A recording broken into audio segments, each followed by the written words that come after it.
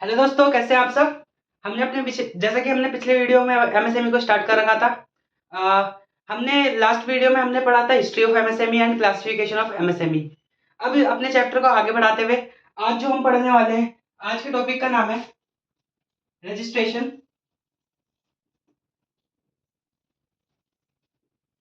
Of MSME. ठीक है, यानी कि एमएसएमई का रजिस्ट्रेशन प्रोसेस क्या है। एमएसएमई का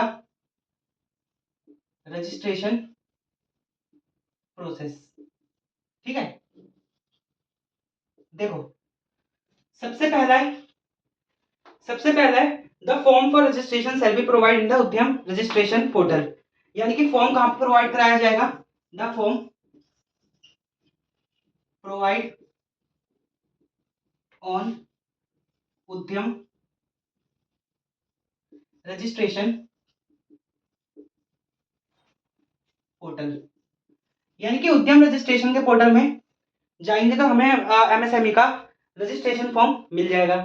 फिर उसके बाद जो हमारा अगला स्टेप होगा, देयर आर नो फीस। क्या? There are no fees will be charge. ठीक है, यानी कि रजिस्ट्रेशन कराने की कोई भी फीस नहीं है। रजिस्ट्रेशन प्रोसेस, जो रजिस्ट्रेशन का चार्जेस है वो बिल्कुल फ्री है। रजिस्ट्रेशन कोई भी चार्जेस नहीं होते, यानी कि there is no fee will be charge on registration. ठीक है, चार्ज फाइलिंग उद्यम रजिस्ट्रेशन। ठीक है, देखो, फिर उसके बाद हमारा अगला प्रोसेस होगा, Aadhaar number shall be required for Aadhaar number shall be required for registration. जैसा कि मैंने पिछले वीडियो में बताया था, रजिस्ट्रेशन के लिए खाली हमें कोई सी भी डॉक्यूमेंट की जरूरत नहीं होती है, हमें आधार नंबर की जरूरत होती है। हम अपना आधार नंबर डालते हैं तो ऑटोमेटिकली हमारी सारी इन्फॉर्मेशन जो पोर्टल है वो अपने आप कैरी कर लेता है। यानी कि सिर्फ रजिस्ट्रेशन प्रोसेस में हमें किस चीज की जरूरत है, आधार कार्ड की, यानी कि आधार नंबर की। फिर उसके बाद हमारा अगला पॉइंट है, the Aadhaar number shall be proprietor in the case of proprietorship firm, of managing partner in the case of partnership firm, and karta in the case of HUF. यानी कि देखो, आधार नंबर किसका किस केस में किसका होना चाहिए। ठीक है, देखो, 2 मिनट। देखो, प्रोप्राइटरशिप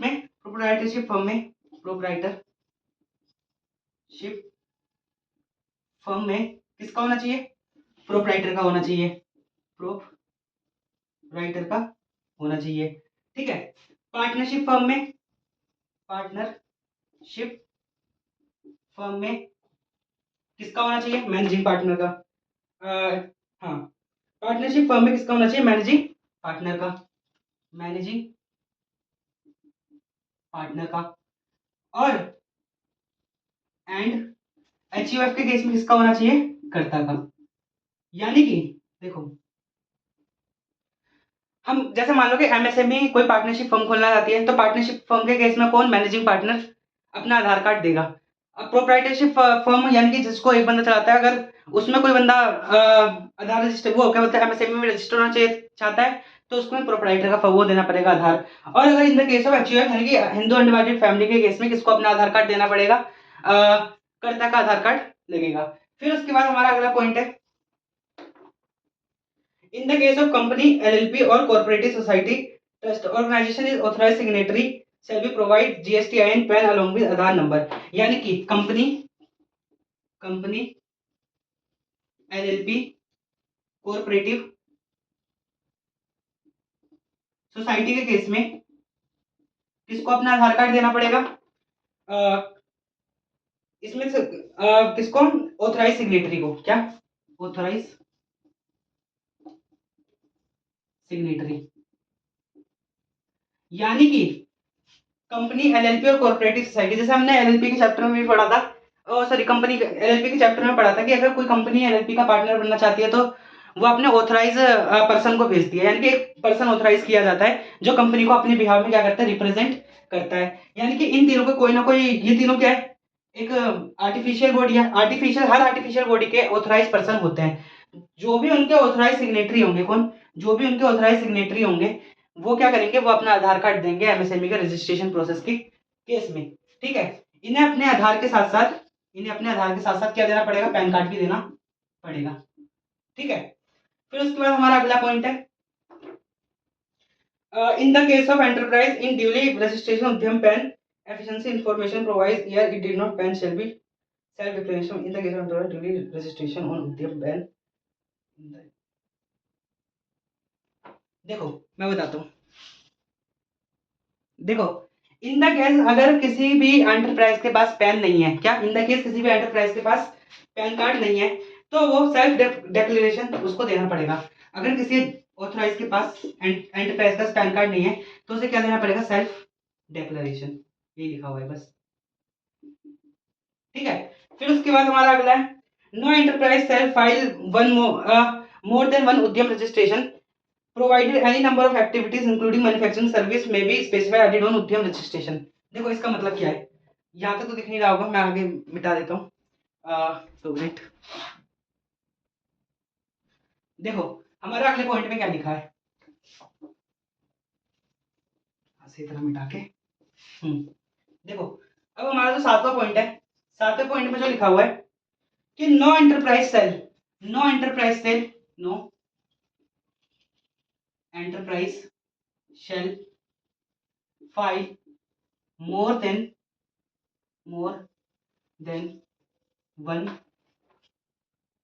उद्यम रजिस्ट्रेशन, क्या उद्यम रजिस्ट्रेशन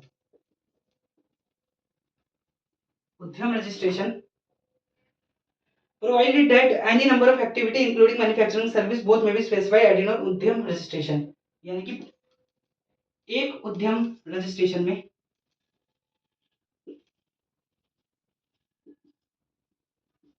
वो सर्विस भी दे सकते हैं एंड और क्या कर सकते हैं, मैन्युफैक्चरिंग भी कर सकते हैं, बस उन्हें इंटीमेशन देनी होगी। ठीक है, देखो इस लाइन का मतलब मैं बताता हूँ, कोई भी एंटरप्राइज हो वो एक से ज्यादा उद्यम रजिस्ट्रेशन करा नहीं सकता, यानी कि एमएसएमई में बस वो एक ही बार रजिस्टर होगा, एक से ज्यादा बार कभी भी रजिस्टर वो हो नहीं सकता। और चाहे वो मैन्युफैक्चरिंग करे या सर्विस करे या दोनों साथ में करे, उसको डिक्लेरेशन देनी होगी और एक ही रजिस्ट्रेशन प्रोसेस से वो दोनों काम एक ही बार में कर सकता है। यानी no enterprise shall file more than one Udyam registration, यानी कि एक से ज्यादा उद्यम रजिस्ट्रेशन को रजिस्टर नहीं करवा सकता है। फिर उसके बाद हमारा जो अगला पॉइंट है, आठवां पॉइंट है, whenever initially misrepresent or attempt or supposed fact figures appearing on a उद्यम registration liable to pay penalty special। देखो in the case अगर एंटरप्राइज मैं इसको सिंपल करके बता रहा हूँ, बुक में बहुत कॉम्प्लिकेट लिखा हुआ है। इन द केस अगर एंटरप्राइज कोई भी मिस रिप्रेजेंटेशन करता है, क्या मिस रिप्रेजेंटेशन करता है, फ्रॉड करता है और मिस रिप्रेजेंटेशन करता है और फ्रॉड करता है और फैक्ट फिगर को छुपाता है, यानी कि फैक्ट और फिगर को मिस रिप्रेजेंट करता है, क्या करता है, मिस रिप्रेजेंट करता है। ठीक है, तो वो लाइबल होगा, then he will liable to liable to pay penalty. देखो इन द केस अगर कोई भी एंटरप्राइज एमएसएमई में रजिस्टर होते वक्त कोई भी मिसरिप्रेजेंटेशन करता है, कोई भी फैक्ट को छुपाता है या फिर कोई भी गलत डॉक्यूमेंट को सबमिट कराता है, तो आगे जाके वो लाइबल होगा किसके लिए, पेनल्टी के लिए, यानी कि जो एमएसएमई की जो एडमिनिस्ट्रेटिव बॉडी है वो उस पर पेनल्टी इंपोज कर सकती है और वो पेनल्टी देने के लिए लाइबल होगा। तो इस पॉइंट में इतना समझा रखा है। तो ये क्या था हमारा रजिस्ट्रेशन प्रोसेस का। एक बार मैं सारे पॉइंट्स को सम अप कर देता हूँ अच्छे से। देखो सबसे पहला पॉइंट जो हमने पढ़ा कि किसी को भी रजिस्ट्रेशन कराने के लिए सबसे पहले कौन सी वेबसाइट पे जाना पड़ेगा, रजिस्ट्रेशन कराने के लिए उद्यम की वेबसाइट पे जाना पड़ेगा, उद्यम पोर्टल पे जाना पड़ेगा, जिसपे जहां पे उनको क्या मिल जाएगा, रजिस्ट्रेशन फॉर्म मिल जाएगा। ठीक है, फिर उसके बाद no fees will be charge, no fee will be charge for registration, यानी कि रजिस्ट्रेशन कराने के लिए कोई भी फीस चार्ज देने की जरूरत नहीं है। फिर आधार नंबर रिक्वायर्ड, आधार नंबर रिक्वायर्ड, यानी कि आधार नंबर से क्या होगा, रजिस्ट्रेशन हो जाएगा आराम से। फिर उसके बाद हमने क्या पढ़ा, इन द केस ऑफ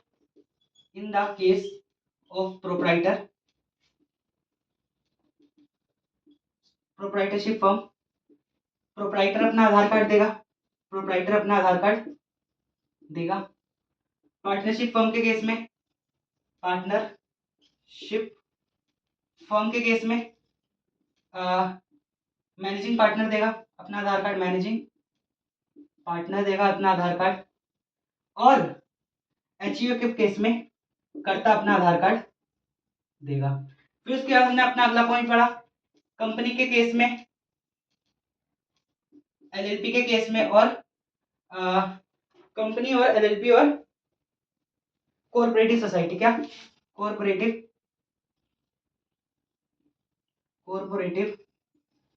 सोसाइटी के केस में लीगल, यानी कि 2 मिनट, ऑथराइज्ड सिग्नेटरी अपने आधार कार्ड को देगा। यानी कि इस पॉइंट का मतलब ये था कि कंपनी, एलएलपी और कॉर्पोरेटिव सोसाइटी क्या होती है, हमारी बॉडी कॉर्पोरेट होती है, आर्टिफिशियल पर्सन होती है, इनको रिप्रेजेंट करने के लिए कोई ना कोई ऑथराइज पर्सन होता है। तो इन द केस ऑफ एमएसएमई के रजिस्ट्रेशन में इनको क्या देना पड़ेगा, अपने साइन को देना पड़ेगा, यानी कि इनके ऑथराइज सिग्नेटरी को क्या देना पड़ेगा, अपना साइन, अपना आधार कार्ड देना पड़ेगा। फिर उसके बाद हमने अगला पॉइंट पढ़ा, इन द केस ऑफ, अगर किसी के पास पैन कार्ड नहीं है, पैन कार्ड नहीं है, तो पैन कार्ड के केस में उन्हें क्या देना पड़ेगा, पैन कार्ड के केस में उन्हें सेल्फ डिक्लेरेशन देनी पड़ेगी, सेल्फ डिक्लेरेशन देनी पड़ेगी। ठीक है। फिर उसके बाद हमने अगला पॉइंट पढ़ा कि 7 पॉइंट हमने पढ़ा कि मोर देन वन रजिस्ट्रेशन नहीं हो सकता, यानी कि कोई भी एंटरप्राइज एक से ज्यादा रजिस्टर नहीं, एक से ज्यादा बार रजिस्टर नहीं हो सकता है। फिर उसके बाद हमने अगला पढ़ा कि इन the case of misrepresentation of fact, misrepresentation of fact, इसमें क्या होगा, लाइबल टू पे, enterprise liable to pay penalty, क्या, ठीक है। हम यहाँ पे क्या पढ़ रहे हैं, रजिस्ट्रेशन प्रोसेस ऑफ एमएसएमई पढ़ रहे हैं, बहुत ही आसान है। सबसे पहला, रजिस्ट्रेशन कराने के लिए हमें उद्यम के पोर्टल पे जाना पड़ेगा, जहाँ पे हमें रजिस्ट्रेशन फॉर्म बहुत आसानी से मिल जाएगा। No fees will be charge, यानी कि रजिस्ट्रेशन कराने के लिए कोई भी फीस चार्ज नहीं किया जाएगा। आधार नंबर रिक्वायर्ड है, यानी कि रजिस्ट्रेशन कराने के लिए हमें आधार नंबर देना पड़ेगा। फिर उसके बाद इन the case of partnership firm, proprietorship firm और एचयूएफ के केस में किस किस को अपना आधार कार्ड देना पड़ेगा, प्रोप्राइटर के केस में प्रोप्राइटर को देना पड़ेगा, पार्टनरशिप फर्म के केस में मैनेजिंग पार्टनर को देना पड़ेगा, और एचयूएफ के केस में कर्ता को अपना आधार कार्ड देना पड़ेगा। इन the case of LLP company और कोऑपरेटिव सोसाइटी के केस में क्या बोलते हैं, ऑथराइज सिग्नेटरी को अपना आधार कार्ड देना पड़ेगा। फिर उसके बाद हमने पढ़ा कि पैन कार्ड, अगर इन द केस किसी एंटरप्राइज के पास अपना पैन कार्ड नहीं है तो उसको सेल्फ डिक्लेरेशन देना पड़ेगा। फिर मोर देन वन रजिस्ट्रेशन, एक से ज्यादा रजिस्ट्रेशन कोई भी एंटरप्राइज नहीं करवा सकता है, चाहे वो सर्विस का केस हो या मैन्युफैक्चरिंग का केस हो। अगर उसको दोनों चीज करनी है, सर्विस भी करनी है, मैन्युफैक्चरिंग भी करनी है एमएसएमई में, तो वो क्या करेगा कि उनको सेल्फ डिक्लेरेशन दे देगा और वो एक ही रजिस्ट्रेशन से दोनों काम कर सकता है। फिर उसके बाद हमारा जो अगला पॉइंट है, इन the case of misrepresentation of fact, अगर जो एंटरप्राइज है वो डॉक्यूमेंट गलत सबमिट करा देता है, मिसरिप्रेजेंटेशन करता है, फैक्ट कोई सच छुपाता है, इन द उस केस में क्या होता है, अगर एमएसएमई के एडमिनिस्ट्रेटिव को पता लगता है तो वो पेनल्टी इंपोज करते हैं किस पर, एंटरप्राइज पर। तो ये हमारा क्या था, रजिस्ट्रेशन प्रोसेस ऑफ एमएसएमई। ठीक है। अब जो इसके बाद हमारा अगला पॉइंट है,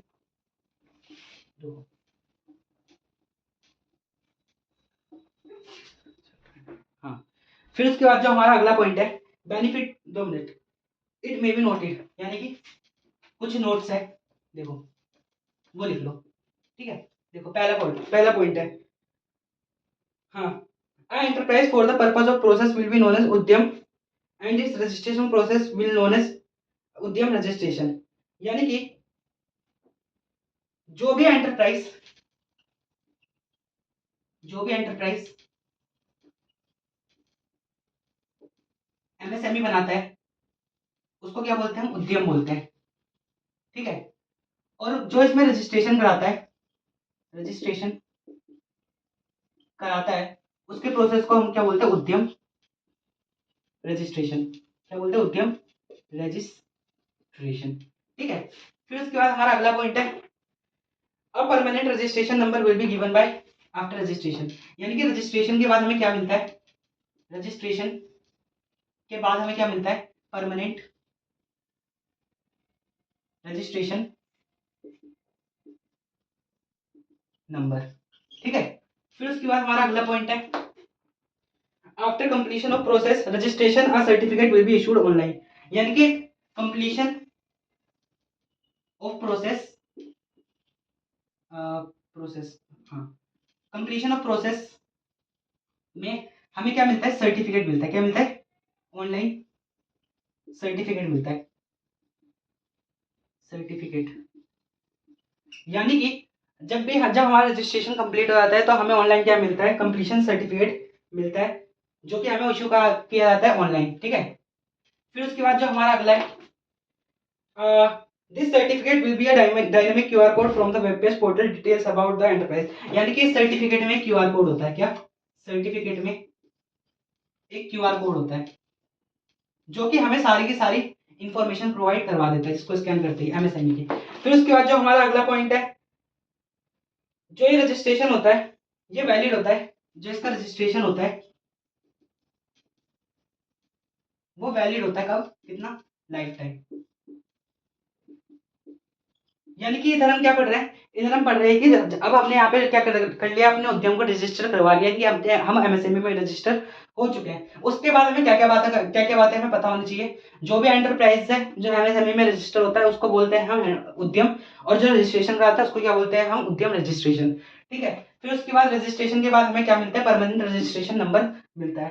फिर उसके बाद कंप्लीशन ऑफ, सॉरी, हाँ, कंप्लीशन ऑफ प्रोसेस, यानी कि प्रोसेस के कंप्लीशन होने के बाद, यानी कि प्रोसेस कंप्लीट होने के बाद हमें क्या इशू होता है, ऑनलाइन सर्टिफिकेट इशू होता है। फिर सर्टिफिकेट के अंदर हमारा क्या होता है, क्यूआर कोड होता है एक बना हुआ।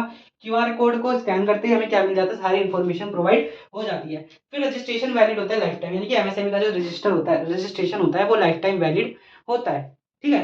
अब जो हम इसके बाद पढ़ने वाले हैं, अब जो हम इसके बाद पढ़ने वाले हैं उसका नाम है बेनिफिट ऑफ टेकिंग उद्यम रजिस्ट्रेशन। यानी कि एमएसएमई में रजिस्टर होने के बाद हमें क्या क्या बेनिफिट्स मिलते हैं, बेनिफिट्स ऑफ उद्यम रजिस्ट्रेशन। ठीक है। यानी कि एमएसएमई में रजिस्टर होने के क्या क्या फायदे हैं। सबसे पहला point, it will be permanent registration basic identification number for an enterprise. यानी कि ये क्या होता है, परमानेंट परमानेंट रजिस्ट्रेशन होता है इसमें। ठीक है। इसमें परमानेंट रजिस्ट्रेशन होता है और basic identification number of an enterprise, यानी कि एंटरप्राइज को क्या मिल जाता है, एक basic identification number, number for an enterprise. ठीक है।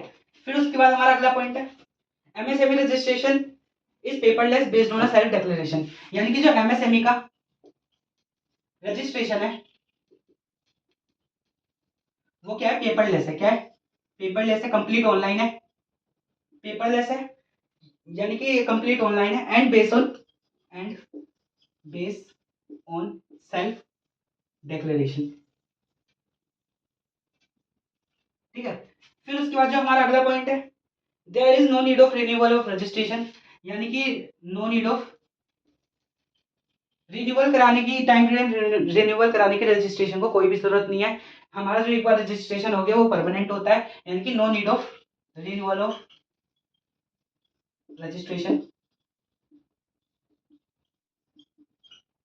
फिर उसके बाद जो हमारा अगला पॉइंट है, any number of activities including manufacturing और service both may be specified और एडिड वन रजिस्ट्रेशन। यानी कि अगर या तो हम सर्विस दें या तो हम मैन्युफैक्चर करें, ठीक है, उसके लिए अलग से कोई भी रजिस्ट्रेशन कराने की कोई जरूरत है नहीं। वह एक ही रजिस्ट्रेशन में सारी चीजें हो सकती है, यानी कि वन रजिस्ट्रेशन नीड। ठीक है,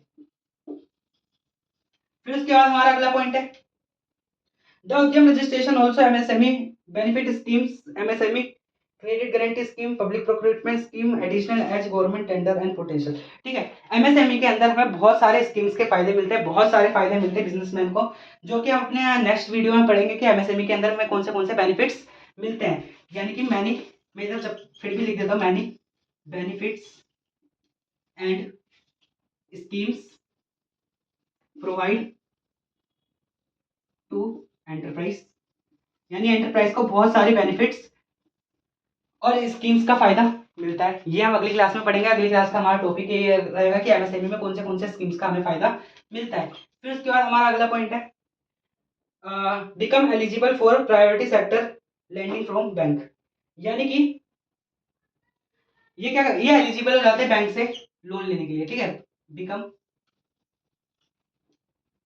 eligible for priority sector lending from bank, sector lender from bank, यानी कि एमएसएमई में रजिस्टर होता है इनका बैंक का, जो बैंक की क्या बन जाते हैं, प्रायोरिटी बन जाते हैं, और इन्हें फंड्स लेने के लिए ज्यादा दिक्कत नहीं होती है, यानी कि इसका भी एक बेनिफिट होता है। ठीक है, तो मैं एक बार फिर बता देता हूँ क्या पढ़ रहे हैं। हम पढ़ रहे हैं बेनिफिट ऑफ उद्यम रजिस्ट्रेशन, जिसमें हमें सबसे पहले क्या मिलता है, परमानेंट रजिस्ट्रेशन नंबर मिलता है, जो कि जिसके अंदर क्या होता है, बेसिक इन्फॉर्मेशन होती है। ठीक है, बेसिक इन्फॉर्मेशन नंबर मिलता है एंटरप्राइज को रजिस्टर होते ही। फिर उसके बाद हमारा अगला है एमएसएमई रजिस्ट्रेशन पेपरलेस होता है, यानी कि कंप्लीट ऑनलाइन होता है और बेस्ड ऑन सेल्फ डिक्लेरेशन होता है। No need of renewal of registration, क्योंकि इसका जो रजिस्ट्रेशन होता है वो परमानेंट होता है, तो इसको रिन्यूअल कराने की बिल्कुल भी जरूरत नहीं होती है। Service manufacturing one registration need, यानी कि सर्विस करो या मैन्युफैक्चरिंग करो उसके लिए सिर्फ एक ही रजिस्ट्रेशन की जरूरत है, हमें बार बार रजिस्टर करने की जरूरत नहीं है। फिर उसके बाद many benefits and schemes are provide by to enterprise, यानी कि बहुत सारे एंटरप्राइज को बेनिफिट और स्कीम्स के फायदे मिलते हैं। Become eligible for priority sector lender from bank. ठीक है, ये बैंकों के प्रायोरिटी लिस्ट में आ जाते हैं। तो यही था हमारा आज की क्लास में। आज हमने क्या क्या पढ़ा, आज हमने पढ़ा registration process of MSME, MSME में कैसे रजिस्टर हो सकते हैं। फिर उसके बाद हमने इंपॉर्टेंट नोट्स पढ़े, फिर हमने बेनिफिट्स पढ़े। आज की वीडियो के लिए इतना ही, मिलते हैं आपसे अगली वीडियो में, तब तक के लिए बाय बाय।